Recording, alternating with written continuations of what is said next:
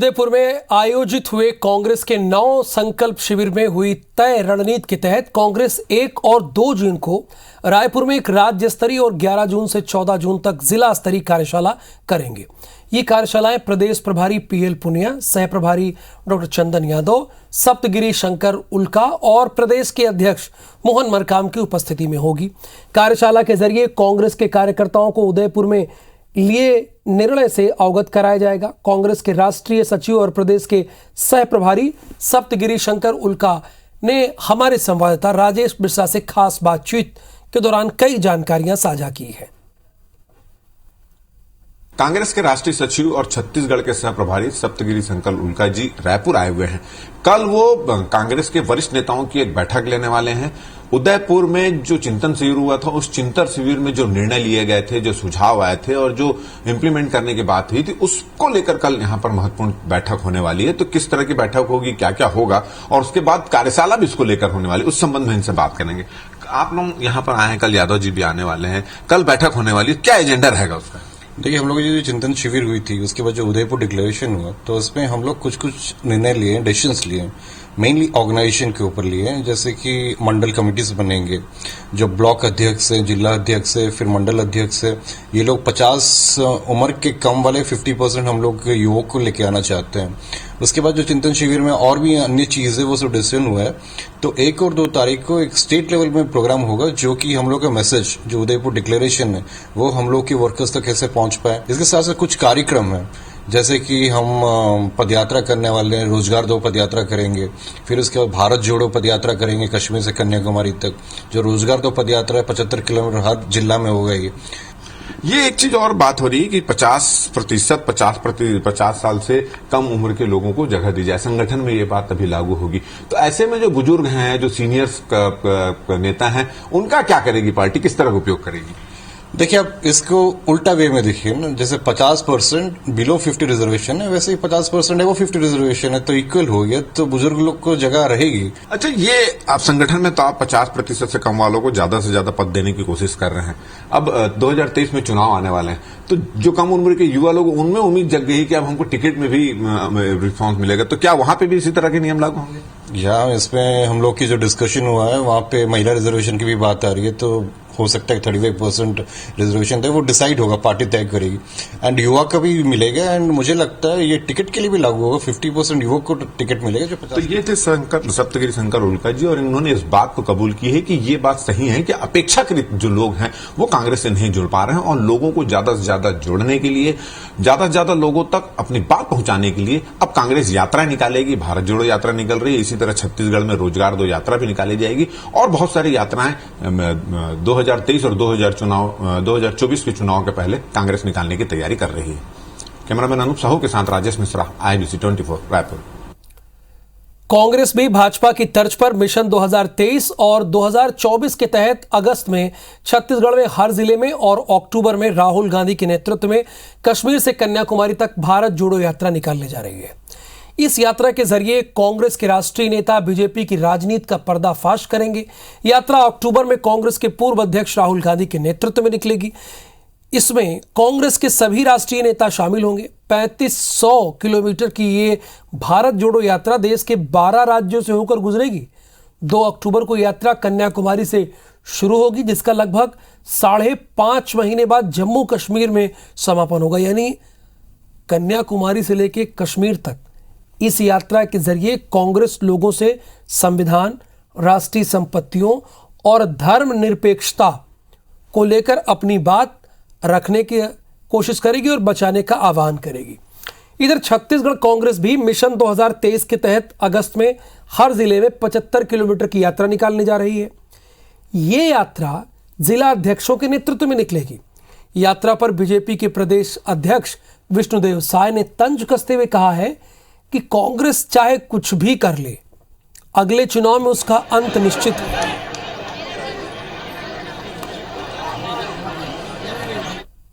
जो 9 चिंतन शिविर उदयपुर में जो निर्णय हुआ है उसका पालन होगा, और भारत जोड़ो अभियान 2 अक्टूबर से शुरू होगा। हम लोग तो छत्तीसगढ़ में खूब पद यात्रा किए हैं, अच्छा लगेगा जब पद यात्रा में जाएंगे पूरे देश भर में। दो ही प्रदेश में विशेष रूप से रह गए हैं और आने वाले चुनाव में इससे भी जाने वाले हैं, तो ये लोग कुछ भी कर लें, इनकी नैया पार होने वाली नहीं है। इस देश की जनता इनको परख चुकी है, देख चुकी है, समझ चुकी है और अब विश्वास जनता का इस पार्टी पर रहने गया है। छत्तीसगढ़ के स्वास्थ्य मंत्री टीएस सिंहदेव ने आईबीसी 24 से खास बातचीत में कई मुद्दों पर अपनी बात को रखा है। सिंहदेव ने प्रदेश में सीएम से लेकर मंत्रियों के हो रहे दौरों को लेकर क्या कुछ कहा, वो भी आपको सुनाते हैं। इसी दिशा में काम करते हुए सीएम दौरा कर रहे हैं। वहीं भाजपा पर तंज कसते हुए सिंहदेव ने कहा कि प्रदेश में भाजपा की स्थिति अप्रत्याशित और शून्य जैसी हो गई है। इस बार भाजपा को समझ नहीं आ रहा कि क्या करे क्या ना करे। इसके अलावा भाजपा के जय वीरू वाले बयान पर भी उन्होंने पलटवार किया है।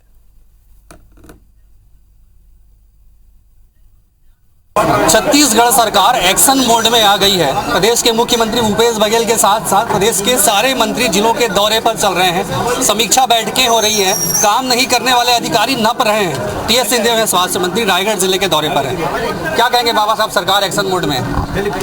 काम होने चाहिए और एक जायज समय सीमा के अंदर होने चाहिए। उसमें अगर सामान्य से अधिक शिथिलता दिख रही है तो वो फिर जनहित में उचित नहीं है और उसको लेके फिर नहीं चला जा सकता, फिर कार्रवाई करनी पड़ती है। 3.5 साल का एक लंबा कार्यकाल था। क्या लगता है कि सब कुछ ठीक ठाक लग रहा है आपको, अगर कार्यकाल की बात करें? सुधार की हमेशा गुंजाइश रहती है। कई अच्छे काम हुए हैं और कुछ काम हैं जिसमें कमियां रहती हैं, कुछ काम हैं जो करने शेष हैं। ये स्थिति बनी रहती है।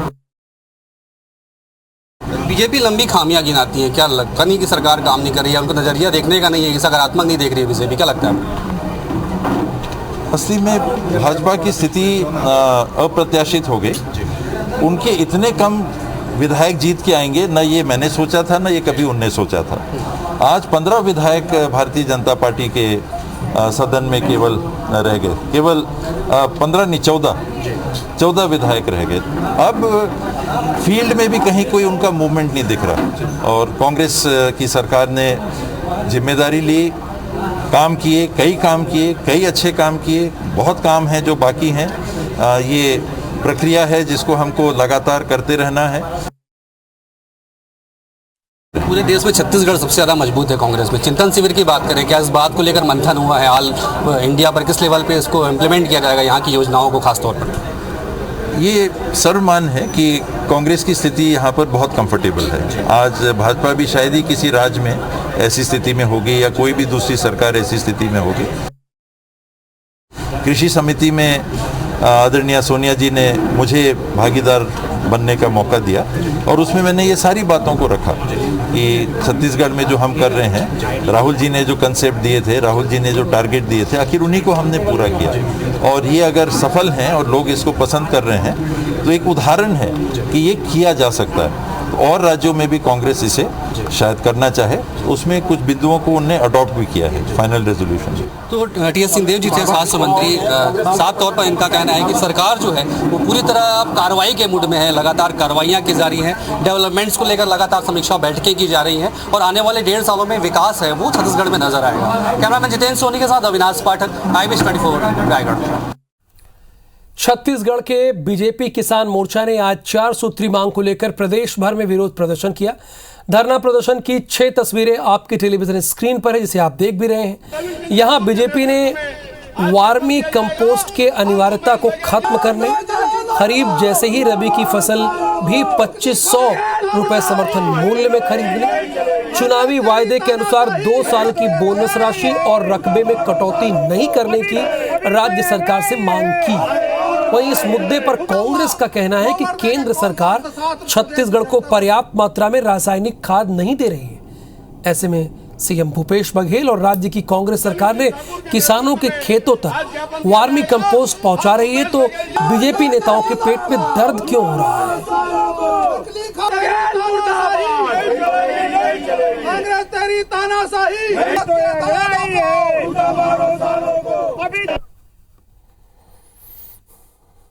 10 रुपए किलो में मिलावट युक्त वर्मी कंपोस्ट के नाम से भूसा मिला हुआ, मट्टी मिला हुआ, इस प्रकार का यहाँ पर खाद किसानों को दिया जा रहा है और जबरन दिया जा रहा है। अगर इसकी अनिवार्यता समाप्त नहीं होती है तो आने वाले समय में भाजपा किसान मोर्चा उग्र आंदोलन करेगा, जिसकी जिम्मेदार राज्य सरकार होगी। जनता किसान मोर्चा वाले में सिर्फ अपन दुकानदारी चलाए बजे कर थे। एक तरफ तो सेंट्रल गवर्नमेंट है उर्वरक की कटौती करा थे, किसान मतलब खातों नहीं उपलब्ध करा थे, राज्य सरकार है वैकल्पिक व्यवस्था करा तो मैं कर रही हुआ थे।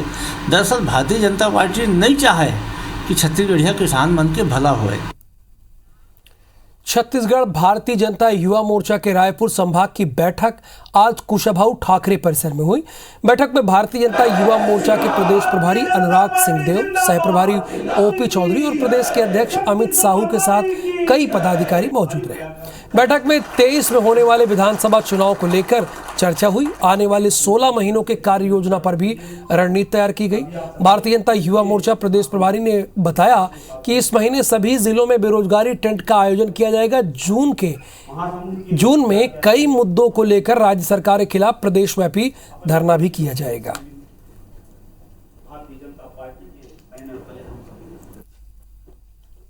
और आने वाले समय में जो 16 महीने चुनाव को हैं उसको लेकर जो हमारी यूथ ब्रिगेड है, इसको एक तरीके से चुनाव के लिए तैयार करना ये लक्ष्य है।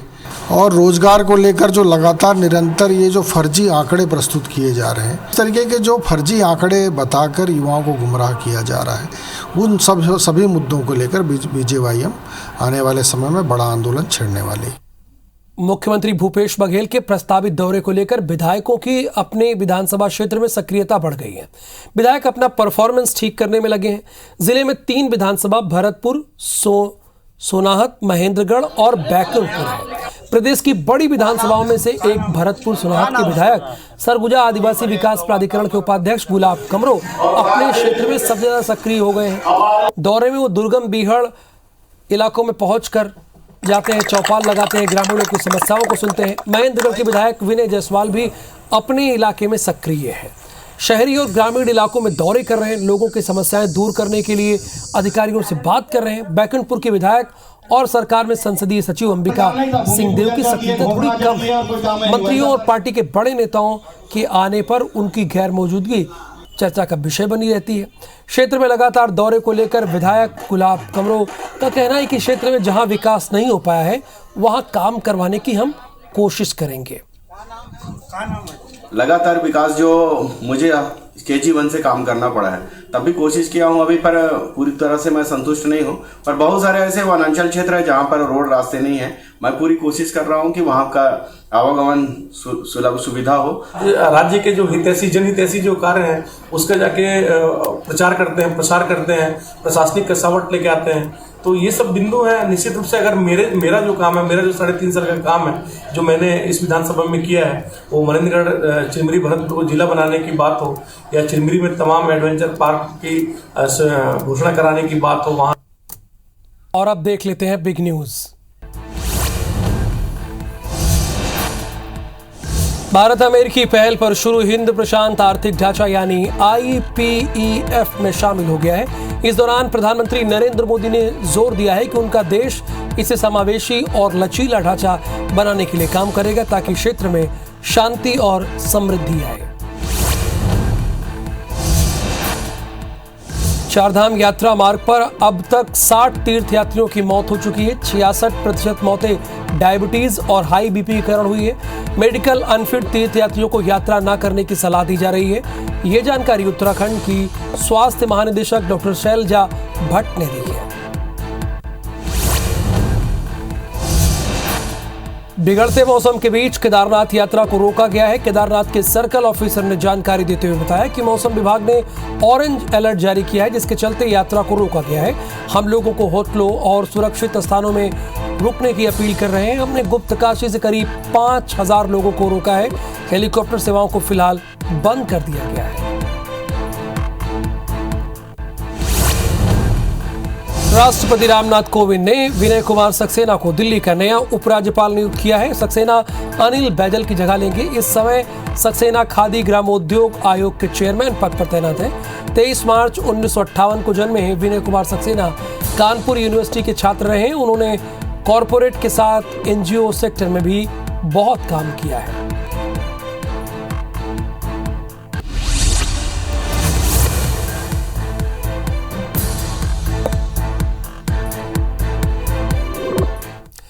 और अब बात वोकल फॉर लोकल की।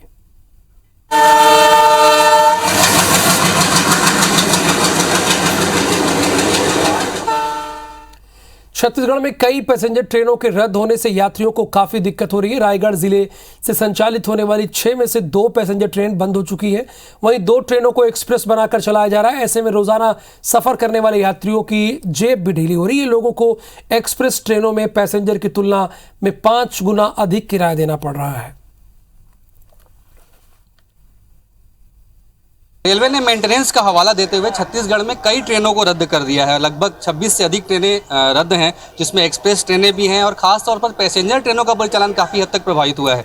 मैं इस समय रायगढ़ रेलवे स्टेशन में मौजूद हूं और आपको मैं दिखाऊंगा कि किस तरह से ये जो ट्रैक आमतौर पर काफ़ी भरा रहता था, इस समय लोकल ट्रेन का टाइम है, लेकिन ये ट्रैक जो है वो खाली है क्योंकि उड़ीसा में भी मेंटेनेंस चल रहा है और इसके अलावा कई जगहों पर ट्रैक पर मरम्मत का काम चल रहा है, जिसकी वजह से ट्रेनें प्रभावित हुई हैं।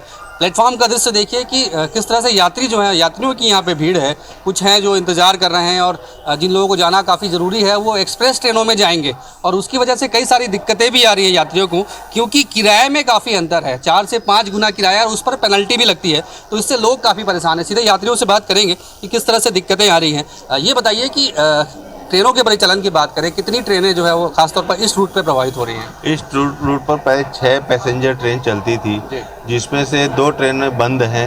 एक बिलासपुर से टिटलागढ़ बंद है और एक इतवारी से नागपुर से टाटानगर जाने वाली गाड़ी, ये दोनों ट्रेनें बंद हैं। एक तो पेनल्टी भी लग रही है, वो किस तरह से ये नुकसान हो रहा है यात्रियों को, जेब उनकी ढीली हो रही है? जब से कोरोना काल समाप्त हुआ है, जो यात्री पैसेंजर ट्रेन जिसको नहीं मिल पाती वो एक्सप्रेस ट्रेन में यात्रा अपनी करता है।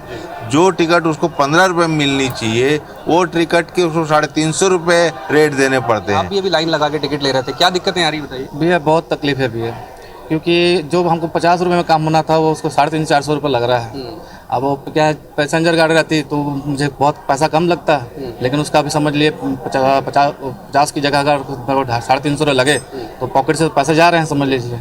ये एक बड़ी समस्या है यात्रियों की, जिसको लेकर कहीं ना कहीं फैसला लेने की ज़रूरत है, क्योंकि एक लंबे समय से यात्री जो है पैसेंजर ट्रेनों को लेकर काफ़ी परेशान है और जिसकी वजह से काफ़ी दिक्कतें जो है यात्रियों को हो रही है। कैमरामैन जितेंद्र सोनी के साथ अविनाश पाठक, IBS24 रायगढ़।